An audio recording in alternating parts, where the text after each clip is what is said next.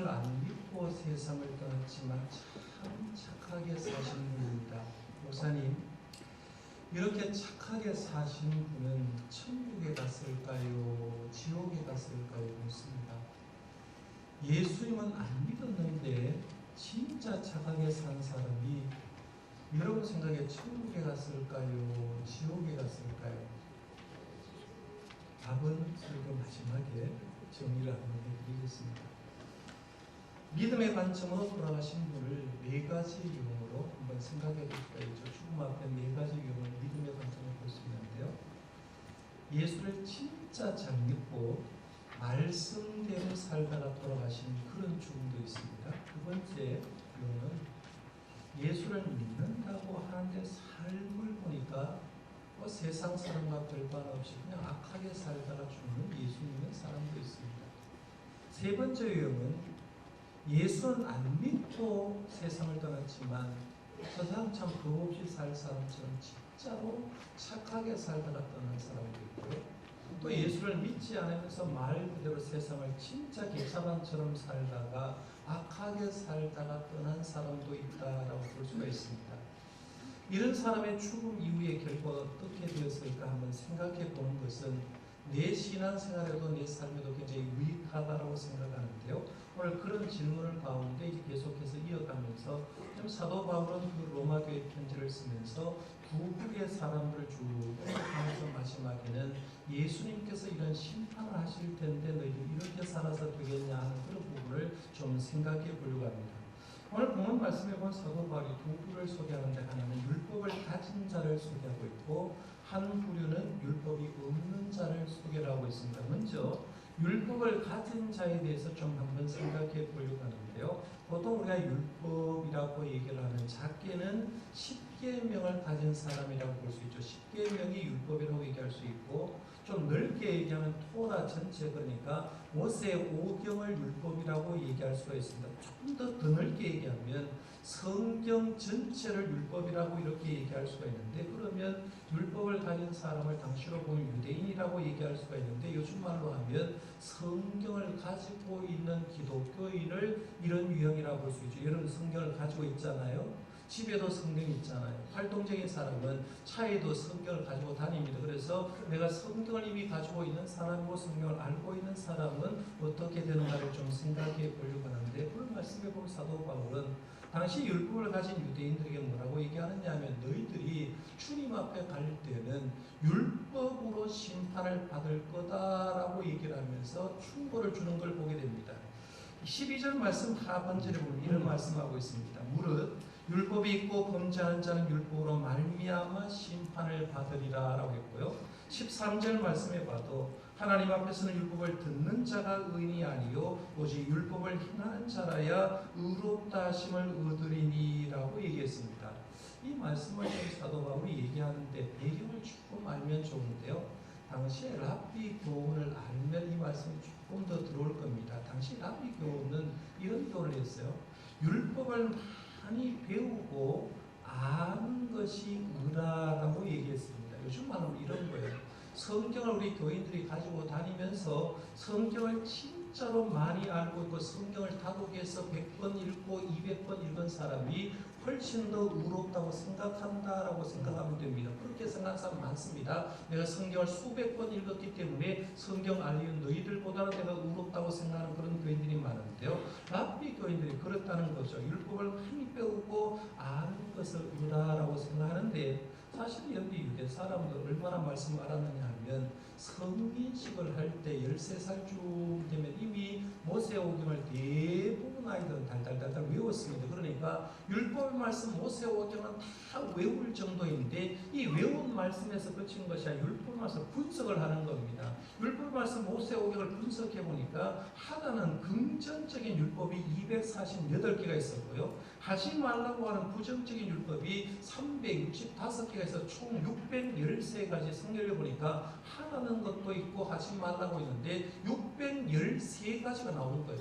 이 613가지를 다 외우는 겁니다. 다 외워서 진짜 이 말씀을 가지고 있는 사람은 의롭다라고 하는데, 사실은 율법을 많이 배우고 아는 것이 의라는 말의 깊은 뜻 속에는 뭐냐면 정말 잘 알면 말씀대로 살게 된다는 거예요. 쉽게 말하면 부모를 공경하라는 말을 진짜 잘 알게 되면 부모를 공경하게 된다는 거죠. 삶으로 이어지는데 보통 사람들은 어떻게 하면 그 단계를 뛰어넘지 못하고 율법을 그냥 많이 알고 있는 자체만 가지고 내가 의롭다고 이렇게 생각했다는 거죠. 그런 그들에게 사도 바울이 얘기를 합니다. 율법을 가졌다고 자랑하지 마라. 율법을 많이 안다고 의롭다고 생각하지 말라는 겁니다. 그래서 너희들이 심판대가 되면 너희들이 가진 율법으로 통해서 오히려 그것이 걸림돌이 되어서 너희들이 율법으로 통해서 심판받을 거다라고 했습니다. 사도 바울은 지금 로마서를 기록하면서요, 자기 자신을 잘 아는 사람입니다. 사도 바울은 바리새인 중에 바리새인이었잖아요. 율법을 누구보다 잘 알고 있어요. 율법을 누구보다 잘 알고 있으면 진짜 율법의 말씀에 얘기하는 거 사람은 죄인이고 죄인에게는 메시아가 필요하고 메시아가 필요하기 때문에 하나님께서 보내주신다는 걸 알고 있고 메시아를 기다리고 메시아가 왔을 때 알아봐야 되는데 다메섹 도상에서 부활하신 예수를 만나기 전까지는 예수님이 누군지도 몰랐거든요. 메시아가 누군지도 몰랐어요. 메시아의 사역을 오히려 방해만 짓던 것을 보게 되면서 자기가 율법을 가졌지만 예수를 만나보니까 그 율법을 가졌다가 의로운 게 아니라 오히려 내가 한 행위는 죄인과 같은 행위를 했구나라고 깨닫게 되는 겁니다. 그러니까 사도 바울은 유대인에게 단순히 율법만 가졌다고 알고 있다고 가지고 있다고 오히려 의롭다고 생각하지 말아라라고 했어요. 그래서 바른 유대인이라고 하면 율법을 바로 알게 되면 뭘 깨닫느냐 하면 나는 죄인이구나 깨닫게 돼요.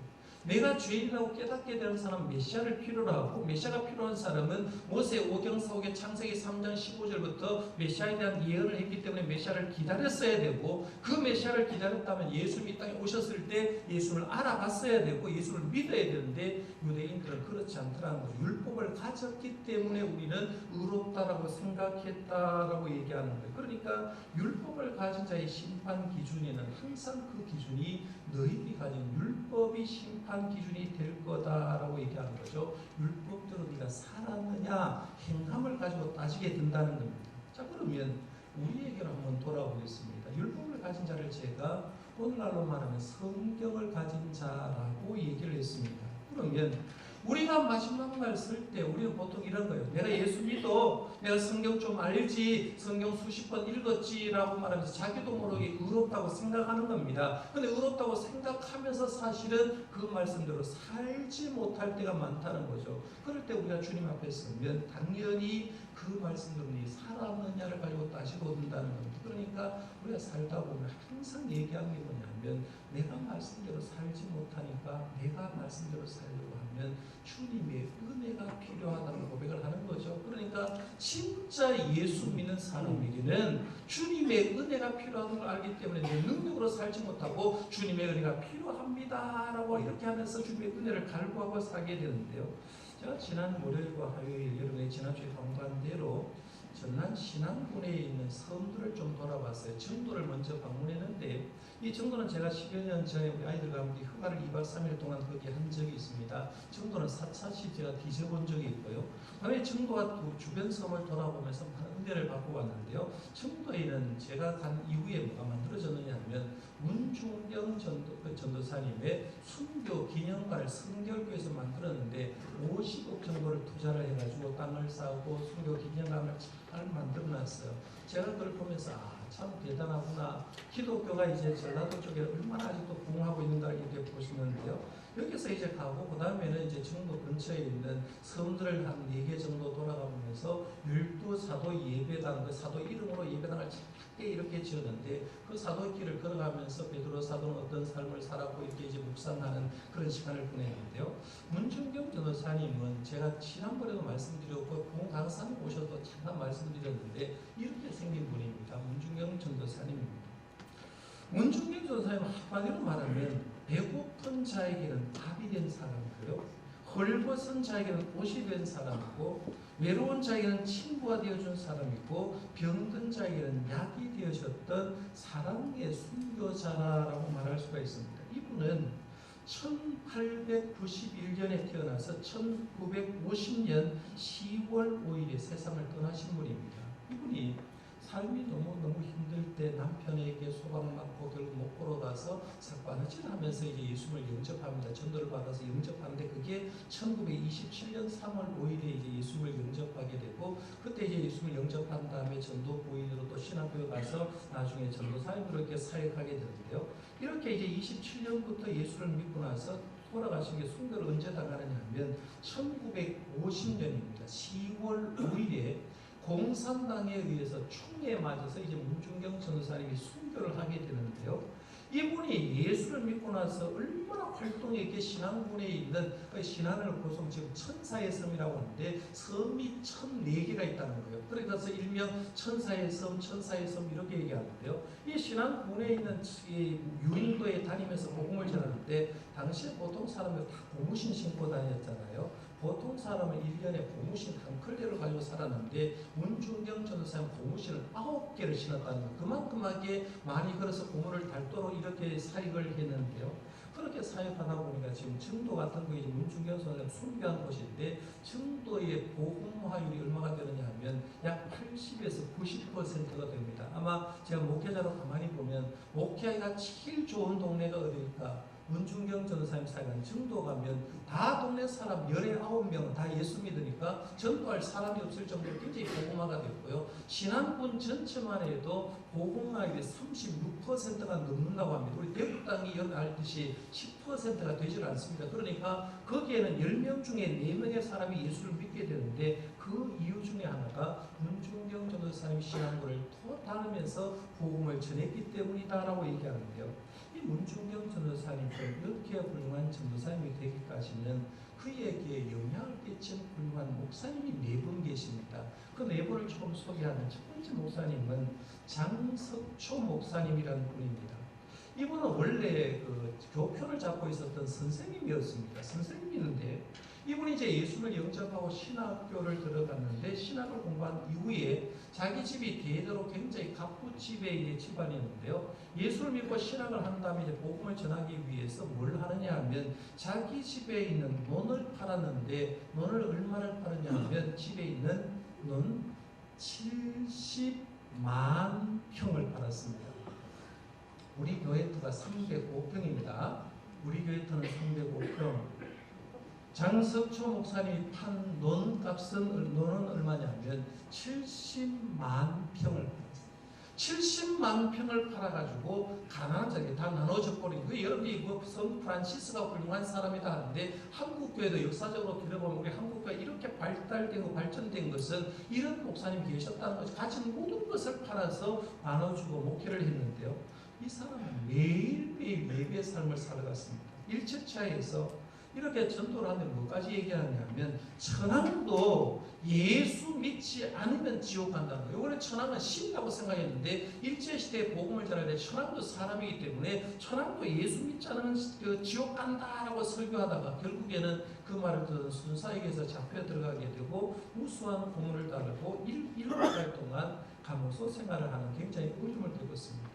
이 목사님을 통해서 문전도사님은 예배라는 건 주일만 드리는 게 아니라 날마다 드리는 거구나. 무소유, 청빈의 삶, 사랑과 헌신의 삶, 순교신앙이 이런 거구나라고 배우는 거죠. 자기 선생님이 자기 것을 다 희생하고 복음 전하는 걸 보고 배웠습니다. 두 번째 보고 배운 사람이 누구냐면 김은조 목사님이라는 분입니다. 이분은 신유의 능력을 받았습니다. 여러분 신유의 은사가 있다는 거 알잖아요. 기도만 하면 병이 나는 역사가 나오고 신유로 통해서 병자를 고치고 열성에게 복음을 전했던 사람이고요. 그런데 세 번째 영향을 받은 사람이 이성봉 목사님입니다. 이성봉 목사님은 부흥사로서 유명한 사람이었는데요. 이분이 이제 부흥사로 와가지고 부흥회, 요즘은 교회마다 부흥회를 안 합니다만 옛날에는 부흥회 1년에 한 번씩 막 뜨겁게 했잖아요. 부흥회를 하고 나면 이제 부흥회에서 그 교회에서 수고했다고 사례비를 주면 이 사례비를 자기가 가지 않고 그 지역 주민에 있는 어려운 미자립교회 목사님들을 다 드렸다는 겁니다. 그러니까 이 성봉 목사님만 딱 뜨게 되면 그 주변에 가난한 목사님이 다 모여서 그분에게 이제 많은 혜택을 받았다라고 이야기하는데요. 이 성공 목사님을 통해서 이재문 전도사님은 복음 전도의 열정도 배우고 영감 있는 찬양도 배우고 희생과 헌신의 삶 이런 것을 배웠다는 겁니다.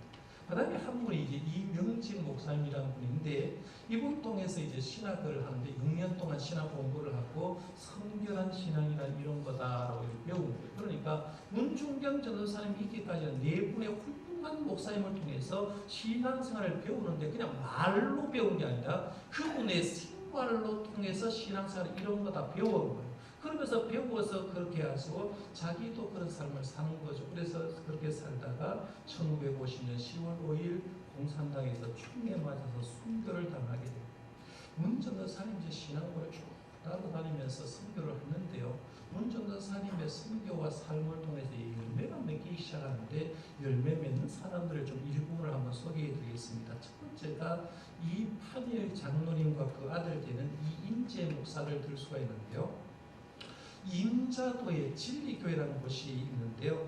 이 임자도 진리교회는 한국 교회 역사상 한 교회에서 가장 많은 순교자를 배출한 교회인데 몇 명이 죽었느냐 하면 공산당에서 48명이 죽었다는 거예요. 48명이 죽는데 이판일 장로님의 가정에 19만 해에 또 몇 명이 죽느냐 하면 13명이 순교를 당했다는 거예요. 공산당에서 순교를 당했는데요. 이렇게 해서 공산당이 쭉 내려와서 이제 기독교인들 예수 믿는 사람을 가장 싫어하니까 이렇게 순교를 지켰고 48명을 죽인 가운데 이판일 장로님이 가장 13명을 순교를 시켰어요. 결국에 우리 알듯이 이제 공산당이 물러가고 국군이 계속해서 들어오게 됩니다. 국군이 들어와서 그때 당시에 좌익군자 10명을 체포를 하게 됩니다.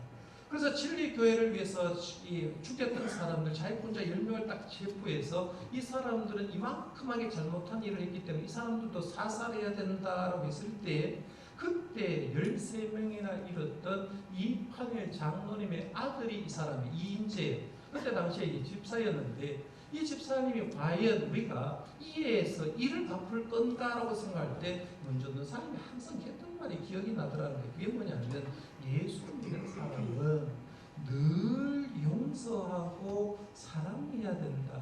그런 교회 생활하면서요, 저 사람 마음에 안 들어도 내가 신앙의 승리자가 되기 위해서 용서하고 사랑해 주길 바랍니다. 그 사람이 이기는 사람. 근데 신앙생활 뾰족하게 해가지고 막 외톨이같이 그렇게 하는 사람이 있잖아요. 또 믿음을 모른다는 겁니다. 그래서 우리가 신앙생활 하면서 항상 늘 용서하고 사랑해라라는 것을 문중경 선사님이 들었는데, 그런 마음이 딱 들은 가운데 주님의 음성이 들려지는데 이런 음성이 들려졌다는 거예요. 아들아, 나는 저들을 용서한다. 그러니까 너도 저들을 용서해라 라고 하는 주님의 음성이 들립니다. 문중경 전사님 소리도 듣고 예수님의 음성을 들은 다음에 이판일 집사님이 거기 있는 10명의 사람을 하나 묻습니다. 너희들 예수 믿는다고 하면 살려줄게. 예수 믿는다고 하면 살려줄게 라고 해서 10명 모두가 예수 믿는다고 고백하고 살아났다는 거죠. 용서를 해줬다는 얘기입니다. 그래서 문중경 전사님 첫 번째 열매를 얘기할 때 이판일 장로님과 이인재 목사님이라고 할 수 있어요. 두 번째 열매는 백정희 전도사님이라고 있는데요. 이 문전도사님 한 10년 정도 같이 사역을 했는데 문전도사님 떠나간 다음에도 사역을 계속해서 52년 동안 이 신앙 근처에 있는 어려운 성도들과 지역 주민들, 어려운 사람에게 사랑을 실천한 사람이 이 사람이어서 백정희 전도사님이 성교적으로 유명한 전도사님이고요. 세 번째 사역자가 이봉성 목사님이라는 분입니다. 이분은 신앙군에 있는 빈민국회를 위해서 굉장히 노력을 했고, 대한성서공회라고 이제 성서 보급하는데 한 20년 정도 이사장으로서 이면서 한국교회를 위해서 세계교회를 위해서 힘썼던 사람이고요. 그런데 네 번째 사람은 우리 대학생들이 잘 알고 있는 사람입니다. 김중권 목사님입니다. 이 김중권 목사님은 우리가 알듯이 한국 대학생 선교회 CCC를 한국에서 창설한 사람입니다. 김중권 목사님의 설교 가운데 유명한 설교가 백문일답입니다.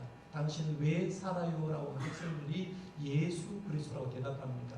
우리의 삶의 목적은 뭐예요? 예수 그리스도. 이렇게 하면서 100가지를 딱 물었는데 답은 딱 하나, 예수 그리스도입니다. 이렇게 답하는 유명한 설교가 있어요. 지금도 CCC 수련회 가게 되면 백문일답을 지금도 반복적으로 하고 있는데요. 이 김준호 목사님이 그 문중경 선교사님을 생각하면서 이런 말을 했어요.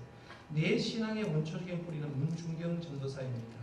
내 생애 최초 최대의 임팩트를 주신 분으로 지역사회에서 진정한 목자였고 교사, 우체부, 의사, 해결사로서 예수님의 향기를 나타낸 어머니셨습니다. 내 신앙의 최초와 최고의 임팩트를 준 분을 한 분 잡으라면 문중경 전도사님을 들겠습니다라고 했다는 거예요. 그 다음에 유명한 사람이 이만신 목사님입니다. 성결교 쪽으로 번화의 어르신인데요. 이분은 이런 얘기했어요. 나의 혈관 속에는 그분의 신앙이 흐르고 있다라고 했어요. 내 혈관 속에는 그분의 신앙 때문에 내가 흐르고 있다 했어요. 그 다음에 또 유명한 분이 누구냐 하면 상담 쪽 가정사역자로 굉장히 유명한 분이죠. 정태기 박사님입니다. 정태기 교수님은 이분은 이제 문중경 전도사님 이런 얘기했습니다. 소방 많은 여자는 비참했다. 문중경은 죽음의 나락으로 떨어졌다. 이렇게 죽은 그가 예수를 만나 부활한다. 그런 작은 예수님의 모습으로 우리와 함께 살다가 순교하셨다 했어요. 문중경 전도사님은 세상적으로는 십자가를 지고 죽음을 나락했는데 주님께서 그를 부활시켜서 이렇게 큰 사역을 하겠다고 말하면서 그분을 통해서 자기의 신앙의 영향을 받았다는 거예요. 안산제일교회에 물론 지금 목사님 되셨는데요. 시인인데 고은 목사님도 여러분 아실 겁니다. 이 고은 목사님도 이 문중경 전도사님을 통해서 영향을 받아서 이렇게 고백했습니다. 그분은 저들이 울면 당신은 눈물이 되어 흐르고 헐벗으면 당신은 한 벌옷이 되어 입히고 배고프면 당신은 밥이 되는 바보 목자 저들이 병들면 당신이 약이 되신 거룩한 성녀여라고 했어요. 문중경 전도사님의 삶을 보면서 그들이 전부 다 변화된 게 뭐냐면 그 삶 속에서 예수 믿는 것은 이런 거다라고 깨닫게 되고 그로 통해서 열매가 맺혀지는 것을 보게 됩니다. 제가 짧은 시간에 문중경 전도사님을 잠시 소개한 이유는 뭐냐면 우리가 이 말씀을 하면서 세 가지를 제가 말씀드리려고 하는 거예요. 하나는 뭐냐면 복음을 믿는 자들의 삶을 복음 믿는 자들은 삶을 통해서 영향을 받는 거죠. 그러니까 문중경 전도사님들은 네 분의 훌륭한 목사님을 통해서 삶이 영향이 여러분의 신앙의 지금 유형이요. 여러분 스스로 형성된 게 아니라는 거예요. 앞장선 어떤 목회자를 만나냐에 따라서 신앙이 형성되는 거예요. 좋은 목사를 만나야 되는 이유가 좋은 목사를 만날 때 내 신앙관이 제대로 형성되기 때문에 그런데 이 문중경 전도사님이 바로 그런 영향을 하는 거죠. 그래서 좋은 목사님 네 분을 통해서 영향을 받았고 그리고 두 번째는 자신도 복음적인 삶을 사는 거죠. 좋은 선생님 밑에 배워서 자기도 복음적으로 살고 그 다음에 살아보니까 세 번째 역할이 뭐냐면 삶으로 많은 사람에게 선한 영향을 주게 되었다는 거죠. 그러나 쉽게 말하면 내가 배워서 말씀대로 사니까 내 뒤에 하나님의 역사가 일어나는 사람들이 생겼다는 거죠. 이게 진정한 기독교인의 삶이라고 볼 수 있어요. 그러면 오늘 사도 바울이 말하는 말씀을 잘 보세요. 율법을 가진 자는 율법으로 말미암아 심판을 받는다. 제가 이걸 오늘날로 말하면 성경을 가진 자는 성경으로 말미암아 심판을 받는다고 해석해 볼 수 있다고 했습니다. 그런데 성경이 한번 생각해봐요. 성경이 진짜 하나님의 말씀이라고 하면 내 삶이 변화가 안 될까요? 진짜 하나님의 말씀이라고 믿으면 내 삶에 하나님의 역사가 일어나지 않을까요? 그러면 내 삶 뒤에 하나님의 놀라운 역사가 일어나지 않을까요? 하는 거예요. 그러면 우리는 어떠냐 하면 그저 교회 다닌다고 성경 가지고 있다고 몇 번 읽었다고 거기에서 내가 의롭다고 생각하는 것은 결국 마지막 때 성경을 가지고 심판받을 수 있다는 주님의 음성으로 들을 수 있다는 얘기입니다. 자, 그럼 두 번째 유형을 한번 보겠습니다. 사도 바울은 이제 두 번째 유형을 율법 없는 자를 얘기했어요. 율법 없는 자는 쉽게 말하면 율법을 모세오경을 보지도 들어보지 못한 사람, 한마디로 말하면 이방인을 얘기를 합니다. 이방인들은 율법을 가지고 있지 않기 때문에 하나님께 변명할 수 있는 게 아니라 너희들에게도 준 게 있다는 거예요. 그 준 것 가지고 그걸 근거로 해서 심판한다는 거예요. 하나님은요 주지 않은 것 가지고는 심판하지 않습니다. 예를 들어서 물질을 하나님이 줬는데 물질을 준 것 가지고 심판하지 물질이 없는 사람에게 물질을 제대로 못 썼냐 절대로 심판하지 않는다는 거예요. 주님은 주신 것을 가지고 심판한다는데요. 오늘 말씀 14절 15절 말씀이 그 얘기입니다. 같이 한번 읽어볼까요? 14절 15절 시작. 율법 없는 이방인이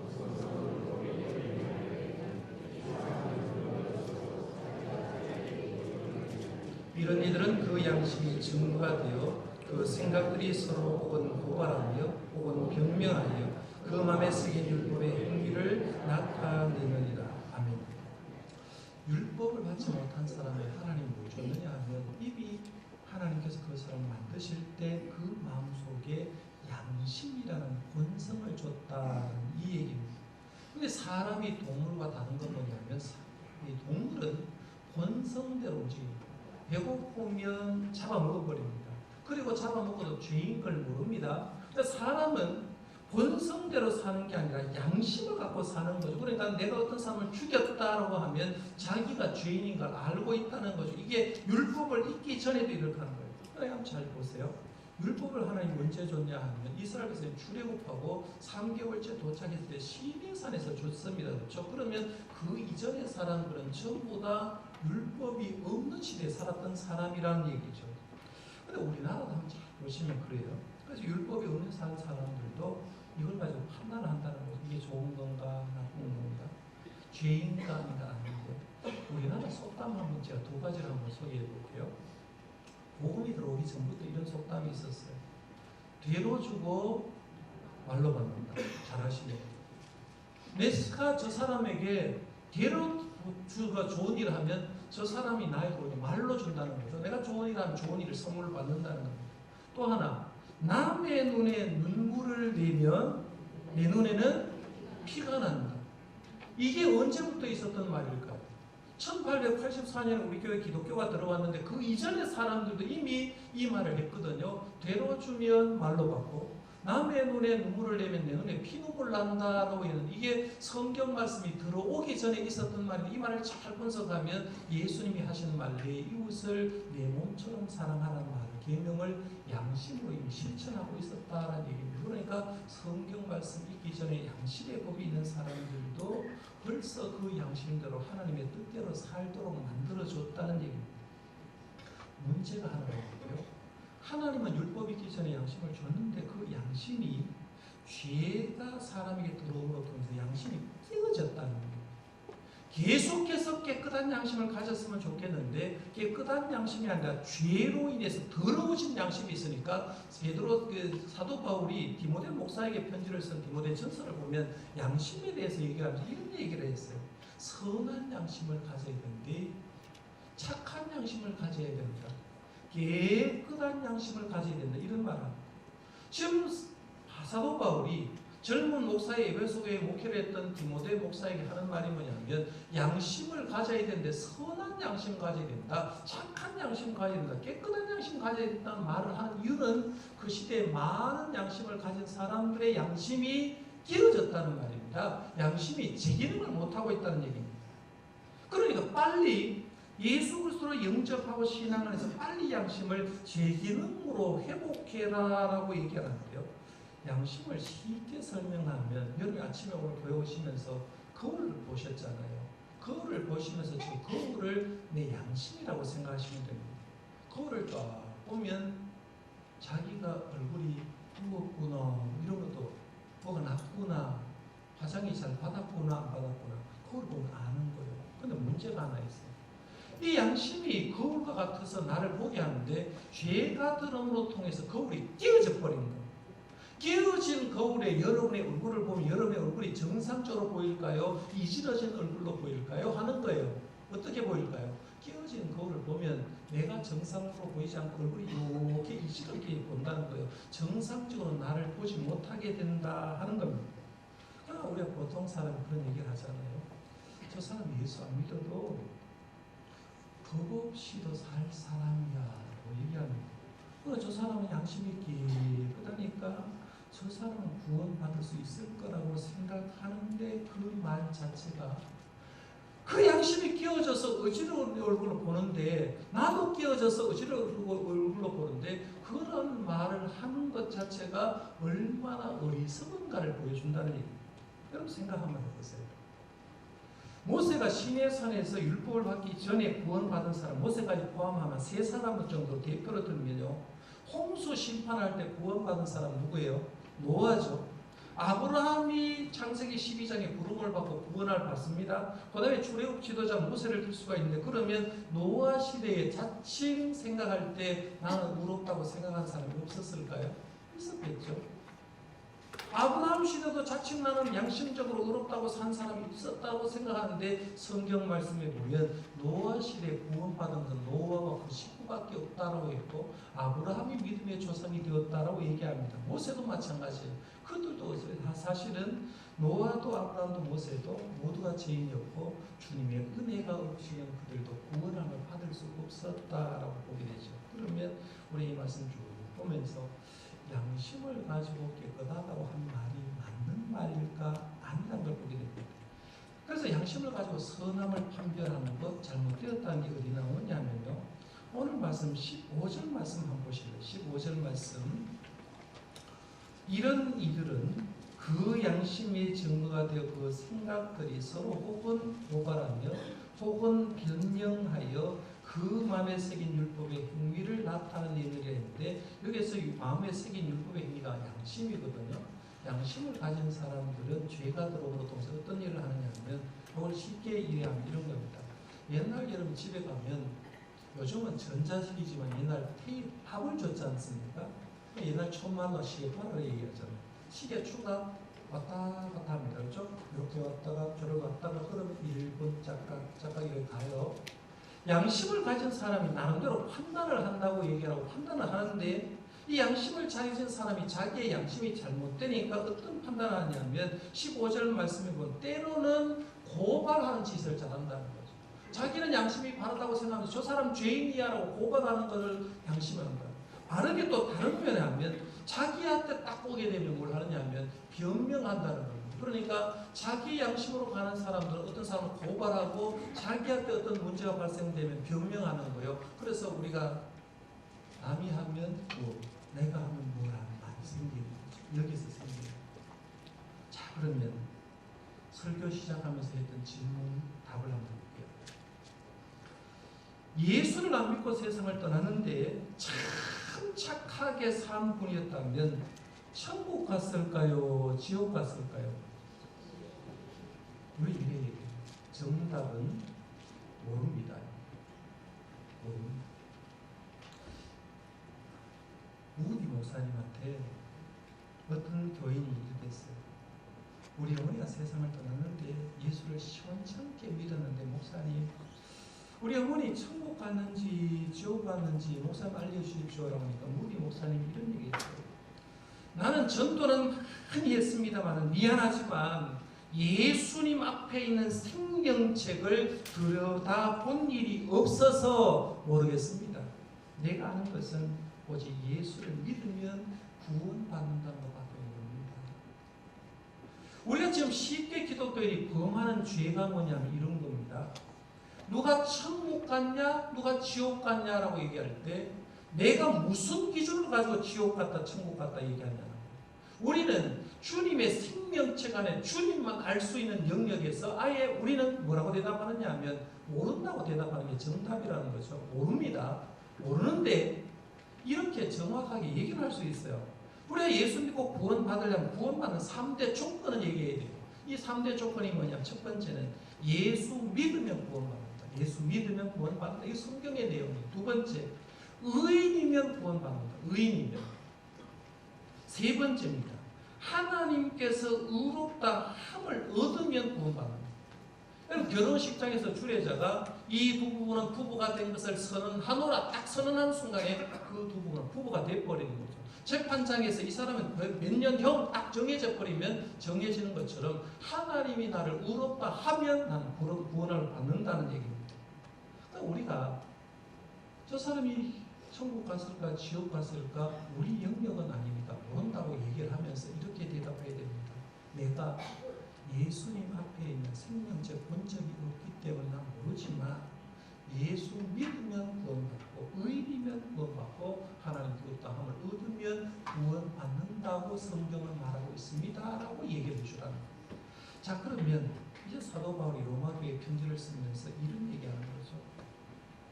율법을 가진 유대인들 율법을 아직도 모르는 이방인들에게 얘기를 하면서 구원받는 길과 심판받는 길이 있는데 이 둘 중에 너희들이 지금 이렇게 그냥 살 게 아니라 너희들이 이 세상 살아갈 때 구원의 길을 선택하라고 얘기하고 싶은 거예요. 그 얘기가 어디냐고 그러냐면 로마서 1장 16절에는 이신칭이 믿음으로 구원받는 길을 열었고요. 로마서 2장 16절 말씀에는 이렇게 그냥 대충 살게 되면 하나님께서 은밀한 것 가지고 예수님이 심판할 걸 심판의 길을 얘기했어요. 그래서 구원의 길을 한번 보시면 로마서 1장 16절 잘하는 말씀이죠. 내가 복음을 구하지 않으니 이 복음은 모든 믿는 자에게 보여주시는 하나님의 능력이다. 예수님이 십자가 돌아가시고 부활하시고 우리 위해서 복음 전에 그 복음을 믿으면 우리가 구원을 주어진다. 나는 힘이 없다는 거예요. 그래서 주님을 믿으면 구원받고 로마서 2장 16절에는 심판의 길을 얘기합니다. 곧 나의 복음에 이른 바와 같이 하나님이 예수로 말미암아 사람들의 은밀한 것을 심판하시는 그날이다라고 말하면서 결국에는 우리가 이대로 살게 되면 내가 성경을 가지고 있다고 해도 내가 알지 못한 은밀한 일을 꺼내가지고 그걸 주님께서 심판할 건데 이 길을 갈 거냐 묻는 거죠. 사도 바울은 로마 교인들에게 지금 계속해서 1장 2장의 죄를 지적하는 이유가 뭐냐면 믿음으로 구원받아라 이 얘기를 하는 거죠. 믿음으로 구원받는 길밖에 없다 이걸 얘기를 하는 거예요. 여러분은 어떤 선택할 거예요? 로마서 1장 16절을 가지고 있습니까? 아니면 로마서 2장 16절을 가지고 있습니까? 물어보시라고. 오늘 설교 마무리는 찬송가 가사를 한번 해보겠습니다. 찬송가 272장에 보면 보통의 문의의 뜻을 보이는데요. 그 중에 3절 가사에 이렇게 있습니다. 교만한 마음을 내버리고 예수께로 나가라. 내가 성경을 가졌다고 수백 번 읽었다고 어떤 것을 가졌다고 구원받는 게 아니라 교만한 그것은 교만한 마음이죠. 다 버리고 예수께로 나갑니다. 복되신 말씀 따르려고 주께로 갑니다. 실망한 이문 힘을 얻고 예수의 크신 사랑받아 하나님의 기쁨 맛보려고 주께로 갑니다. 여러분, 우리가 율법을 알건 모르건 우리를 구원해 주실 분은 예수님 밖에 없는 줄 믿으시기 바랍니다. 내가 신앙생활하면서 교만할 거 하나도 없어요. 우리가 지금 신앙생활하면서 얼마나 다졌니 얼마나 나누니 아니라 지금 우리 믿음의 선배는 진짜 말씀대로 산 사람 많아요. 그러면 우리가 지금 현재 나도 모르게 교만했던 마음이 있으면 그걸 내버리고 주님께로 나가서 주님의 은혜 가운데 힘을 얻고 살아갈 수 있는 저와 여러분들 되시기를 바랍니다. 기도하겠습니다.